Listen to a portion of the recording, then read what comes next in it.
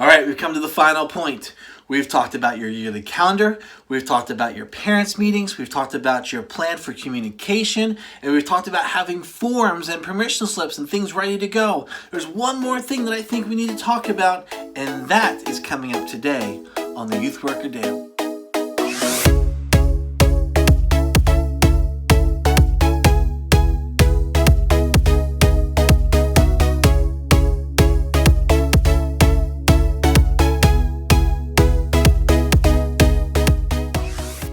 Hey everybody, welcome back to the Youth Worker Daily. My name is Jay Hyam, and here at the Youth Worker Daily, it is our hope to encourage you with tools, tips, resources, and helps so that you thrive in your ministry. It is the final part, the fifth installment of our series this week, as we've looked at 5 things that I think you need to have before you kick off your new year. And we've covered things like having a yearly calendar ready so that you can give information to your students and their parents. We've talked about the parents meeting, and do you still have a parents meeting? If you don't, would you be considering doing one based on the benefits that we've shared? Or if you don't do one, why do you not do one? Why do you no longer meet with parents? Or maybe you do something different to engage parents. We talked about your communication plan. Not just like having social media, but the fact of actually having a plan in place, or at least an idea of how you're communicating, where you're communicating, and then reminding folks to actually go and see that information. And then we talked about, this was just yesterday, we talked about having your forms all organized and put together, and having maybe that one form that encompasses things like your general permission, your medical release, your liability release, and then your promotional release that allows you to use images and pictures and voice of your students in promotional tools. All right, today what I want to talk about is pretty much kind of what I think is one of the last things that you kind of need outside of students, and that is your leaders. A long time ago, I started ministry, and I remember so many times it was just me and my wife, or me and another parent who was just kind of hanging out, watching things happen. And those were great kind of seasons, but man, you cannot do youth ministry well by yourself. You might do it good for a while, but if you're doing this to be in here long term, you are not going to survive without the help of good leaders at your side. And so basically what I just want to talk about a few things today that to get you thinking about leaders, whether or not you have them, need to recruit them, or maybe you have them, you just want to make sure that you're doing well to care for them and get them ready into for the new year. We're not going to go super deep into any one of those things. We'll have another series where I just talk about things I've learned in dealing with leaders, from recruiting them to training them to actually using them in ministry. That'll be a whole nother time that we'll talk about all of that.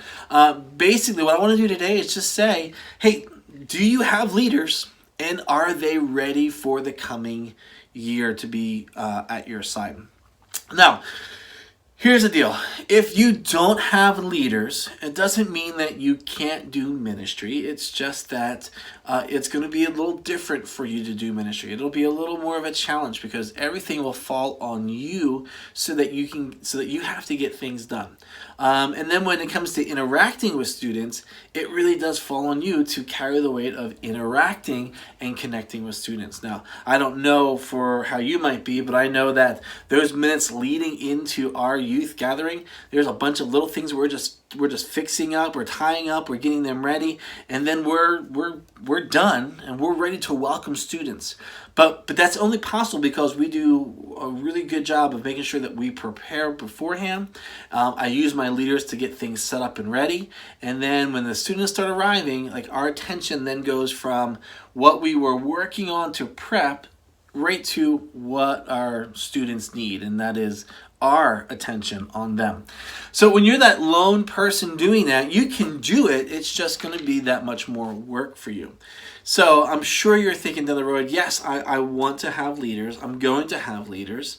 But right now it's kind of just me and my wife, or me and a friend, or me and someone else that the church has put with you to do ministry. Either way, that person that we're with you, they become one of your leaders. They are your help. They are an extension of you. And so even in that regard, you want to make sure that you are caring for them well. So first thing in all of this is, do you have leaders? And if you don't, make sure you get them. But then if you do have leaders, are they ready for what's to come? Have you done your part in preparing them for what's about to happen in this year? I've come to learn that if you're going to be working with a team of leaders, there's a couple things you need to keep in mind so that they continue to be your leaders. And it's great when they have passion and commitment and they just show up no matter what.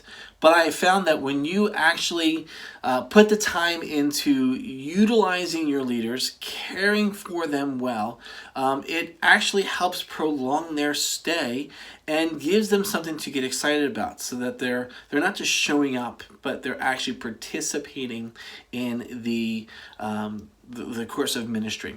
A couple of things help make that a reality. Now, I'm not sure at what point you're viewing this and where you are in your kickoff schedule. You may be kicking off this week. You may be kicking off next week. You may have already been back for a week or two. But having your leaders on board is super, super important. And a couple of ways to do that is to gather them together in advance and let them share in some of the planning and some of the dreaming of what you're going to be doing in the year to come. Whether you do that like over the summer, like for instance for us, we still have about 2 weeks before our programs kick off. And so we'll be gathering our leaders together. It's my first year here in this role. We're not going to go super crazy and plan wild stuff, not just yet. I'm still in the place of learning and understanding culture, and so we're going to continue doing a lot of the things that the students are used to doing, because it just makes sense to continue that, because they already know what to expect in some ways, and they already know that, that Tuesday night, that's youth group night. They're going to come. They already know it's going to be at this time because that's when they've always come. So we're not going to make those big changes. But I'm going to bring my leaders in, and we're going to have some time to brainstorm and dream and think about just some of the things that we want to see happen in the course of the year. For me, it'll be learning what they've done in the past. What activities have they done? What trips have they taken? Where do they go on their retreats? Do they do retreats? That'll be a time for us to share in that. But I put my leaders in a place where they become my teacher. And I listen and I pay attention to what they're saying, because they're offering me valuable information about the culture of this ministry, and it helps me to better understand the needs of our students. So bring your leaders in, spend some time together talking about the year, and then let them share some of their thoughts about what they see happening or what they've done in the past and how that's been a good thing. The other thing that I like to do with my leaders is to make sure they kind of understand where we're going. So as a church, we share our mission statement, and so we don't have our own created mission statement for the students. We take what the church has already said. This is what we want to do as a church, and we said, okay, here is the mission statement for who we are as a church, for who we are as a student ministry. And what I do is I just kind of bring that into the terms of student ministry, and I help our leaders to hear and to see that the direction that the church is moving is the same direction that we're moving in. We want to accomplish the same things. We're just going to do it at the level of how we work with students. So I want to make sure my leaders are on board with that. I want to make sure there's no personal agendas or vendettas, or someone just didn't like the way someone else did it, and so their goal now is going to be to change things and do things the way they think it should be done. Now we're going to lay out, here's what the church is doing, here's where we're heading. That way they know where I'm coming from, they know what my expectations are, and they know the direction in which we're going to take, or hopefully take, the student ministry over the course of the coming year. So Bring your leaders in, let them share in some of the planning, let them help invest into what you're doing. Remind them of your mission statement and the direction that you want to be heading. And then lastly, I think what's super important as you think about starting off this new year, you want to make sure that you are empowering your leaders to be leaders. You don't want them showing up and just feeling like they're crowd control, they're making sure nothing gets broken or no one gets hurt, but you want to empower them to actually do ministry. So right off the bat, the beginning of the year, when you gather your leaders together, tell them what it is that you want to see them doing, and then give them the authority to do it. Whether it's connecting with students, being able to do one-on-ones, meeting their small groups for coffee or taking someone out for breakfast or lunch, heading to schools to watch after-school events or sporting events. Like, these are the things that you want to make sure your leaders know that they are able to participate and do. If you have like a social media policy, you want to make sure you go over what's okay for them to post and what's not okay for them to post. Again, that empowers them to reach out over social media and connect with students in a way that's safe and healthy. If you have rules about how they meet with students, you want to make sure that you're reminding them of what that looks like. Maybe you're not doing one-on-ones. Maybe you do like 2 or 3-on-1s, or maybe you like to have 2 adults show up and do something with students. Whatever your policies are at your church, make sure you're reminding them of what that looks like so that they can actually do the ministry that you want to see them do. And the same thing goes true with what you're doing on your weekly gatherings. Make sure they know what their role is. If you want them to lead a game or to do a welcome or to share announcements, to give a testimony, make sure you're telling them that so that they are able to participate and be a part of what's happening when you gather with your students. If your role is just so that they kind of have a discussion group and they just hang out with them, let them know that. This empowers your leaders to actually do ministry instead of just being an adult sitting in a corner of a room watching students do their thing.